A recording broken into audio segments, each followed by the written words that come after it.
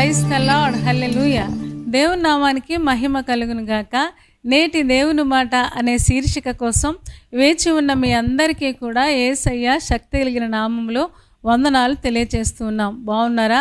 దేవుని మహాకృప వలన ఆయన కనికరాన్ని బట్టి ప్రతిరోజు ఈ విధంగా మనం కలుసుకొని దేవుని వాక్యం వినడానికి దేవుడు ఎంతో కృప చూపిస్తూ ఉన్నాడు. ఆ గొప్ప దేవునికి మహిమ కలుగును గాక.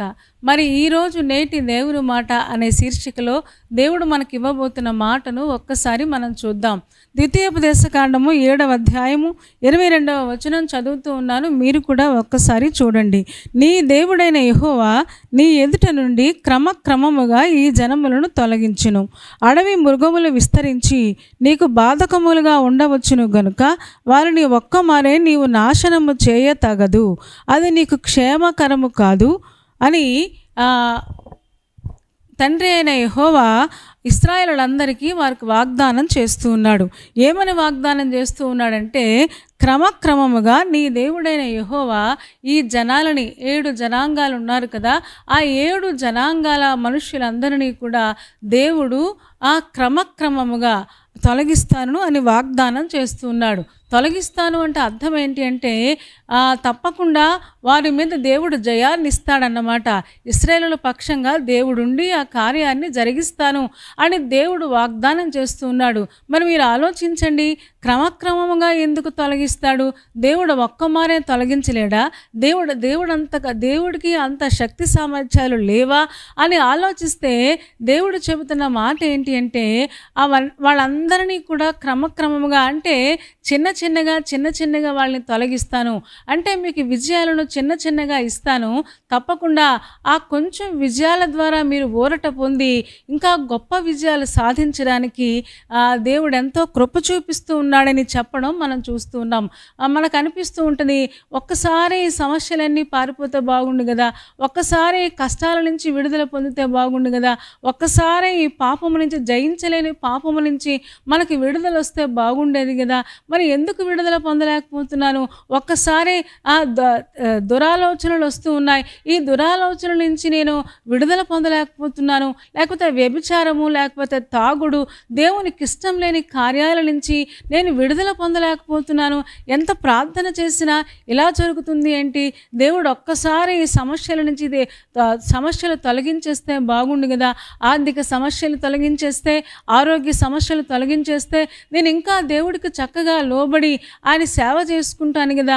మరి ఎందుకు దేవుడు క్రమక్రమముగానే తొలగిస్తానంటున్నాడు? అంటే అంచెలంచెలుగా విజయాన్ని ఇస్తానంటున్నాడు, కానీ ఒక్కసారే మీకు విజయాన్ని ఇవ్వను అని చెప్పడం మనం చూస్తూ ఉన్నాం. ఎందుకు? అది కూడా ఆయనే చెబుతూ ఉన్నాడు. ఎందుకు అంటే అడవి మృగములు విస్తరించి నీకు బాధకములుగా ఉండవచ్చును గనుక వారిని ఒక్కమారే నీవు నాశనము చేయ తగదు. ఏమంటే జనాలందరినీ ఒకవేళ ఆయన ఆ జనాలందరి మీద ఒకవేళ ఇశ్రాయేలులందరికీ విజయాన్ని ఇచ్చేస్తే అడవి మృగాలు విస్తరిస్తాయట. ఎందుకంటే జనాలందరూ వెళ్ళిపోతారు, మృగాలన్నీ కూడా అడవుల్లో నుంచి బయటకు వచ్చి ఆ స్థలంలో తిష్ట వేసుకుని ఉంటాయి, మళ్ళీ అడవి మృగాలు మిమ్మల్ని బాధ చేస్తాయి కదా. అంటే ఆయన ఏం చేసినా ఒక ఉద్దేశంతో మనకు చేస్తాడు. మరి అంచెలంచెలుగా దేవుడు మనకి విజయాన్ని ఇస్తానని దేవుడు వాగ్దానం చేస్తున్నాడు. ఈ రోజున ఏ పాపం మీద మీకు ఇంకా విజయం రాలేదు, ఏ సమస్యలు ఇంకా మిమ్మల్ని చుట్టుముట్టి ఉన్నాయి, ఏ యొక్క ఇబ్బందులు మిమ్మల్ని చుట్టుముట్టి ఉన్నాయో దేవుడు ఒక్కసారే తొలగించేస్తే బాగుండు కదా అని అనుకుంటూ ఉన్నారా? దేవుడు వాగ్దానం చేస్తూ ఉన్నాడు, అంచెలంచెలుగా దేవుడు తొలగిస్తాడు. ఎందుకు అంటే అది కూడా మన క్షేమం కోసమే. అది కూడా మనం ఆ సమయంలో మనం నేర్చుకోవలసిన విషయాలన్నీ చక్కగా మనం నేర్చేసుకుంటే, ఒకవేళ కోపం ఉందనుకోండి, కోపం పోవాలి అని మనం ప్రార్థన చేస్తూ ఉన్నాం, దేవుడు విజయాన్ని ఇస్తాడు. కానీ కోప స్థానంలో దేవుడు మనకు దీర్ఘశాంతమనే ఆత్మ ఫలాన్ని నేర్పించడం కోసం మన ఎదురుగుండా ఆ రోజంతా కూడా, లేకపోతే మనం ఏదైతే ప్రార్థన చేసామో ఆ విషయంలో మన అందరం కూడా స్థిరపడే వరకు కూడా దేవుడు ఆ శోధనని మనకు ఎదురుగుండా తీసుకొని వచ్చి ఆ విషయంలో మనం దిట్టపడే వరకు, స్థిరపడే వరకు దేవుడు మనకి అది నేర్పించే వరకు కూడా మనకి విజయం అనేది రాదన్నమాట.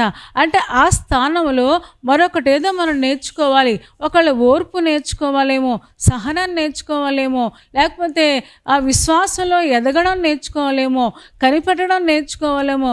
ఈ రోజున ఆ సమస్యల మధ్యలో మనం ఏది నేర్చుకోవాలో అది తొందరగా మనం నేర్చుకుంటే తప్పకుండా దేవుడు మన అన్నిటి మీద దేవుడు జయాన్ని ఇస్తాడు అని మనం ఈ లేఖనం ద్వారా నేర్చుకుంటూ ఉన్నాం. మనకు తెలుసు కదా, పేతురు అబద్ధాలు ఆడాడు, పేతురు చాలాసార్లు పడిపోయాడు, తొందరపడ్డాడు.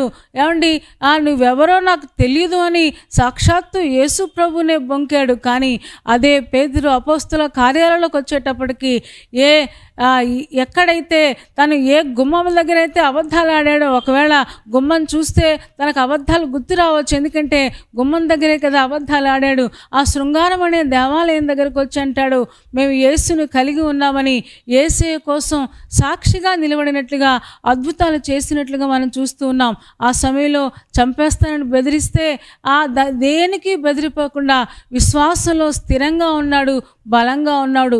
ఒకప్పుడు భయపడ్డాడు, ఒకప్పుడు అబద్ధాలు ఆడాడు, ఒకప్పుడు తొందరపడ్డాడు. కానీ ఆ తొట్టుపాటు వలన, ఆ యొక్క పాపాల వలన, తను చేసిన ఆ చిన్న చిన్న తప్పుల వలన తను చాలా విషయాలు నేర్చుకున్నాడు, విశ్వాసంలో ఎదిగాడు, నిరీక్షణలో ఎదిగాడు.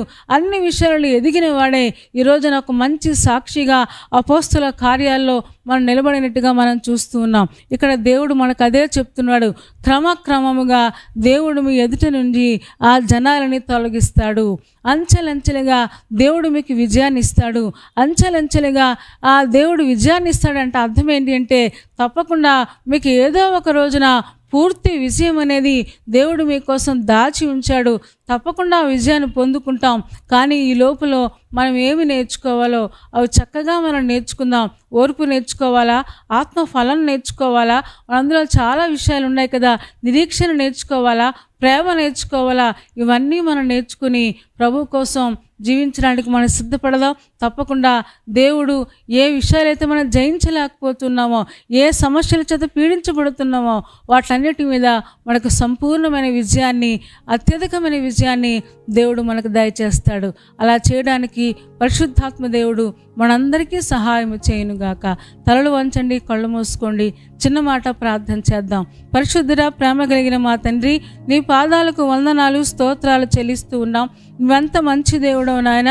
ఏం చేసినా మా మంచి కోసమే నువ్వు ఆలోచిస్తావు. ఏం చేసినా నాయన తండ్రి మా క్షేమం కోసం నువ్వు ఆలోచించి చేస్తావు గనుక సంపూర్ణంగా నీ మీద ఆధారపడడం మాకు నేర్పించుము. క్రమక్రమంగా నాయన మా శత్రువుల మీద మాకు జయాన్ని ఇస్తానని వాగ్దానం చేసినందుకు వందనాలు. మేము కూడా ఈ లోపల మేము ఏమి నేర్చుకోవాలో నాయన, విశ్వాసం నేర్చుకోవాలో, ఆత్మ ఫలము నేర్చుకోవాలో అవన్నీ చక్కగా మేము నేర్చుకుని సంపూర్ణం అవడానికి మాకందరికీ సహాయము చేయము.